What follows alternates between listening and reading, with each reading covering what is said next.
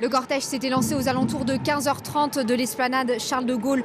Ici à Rennes, plusieurs milliers de personnes étaient mobilisées cet après-midi pour protester contre la loi immigration. Dans le cortège, nous avons rencontré beaucoup de familles, d'étudiants, de retraités, mais aussi des syndicalistes. On les écoute. C'est pas juste une loi, c'est un procédé, c'est des termes de l'extrême droite, c'est du racisme, de la xénophobie qui se cachent plus ou moins derrière cette loi. Et c'est tout simplement la restriction en fait, des droits les plus élémentaires.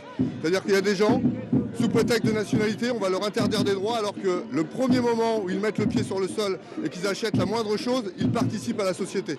Ils payent des impôts, ils payent des cotisations sociales et là on leur enlève des droits.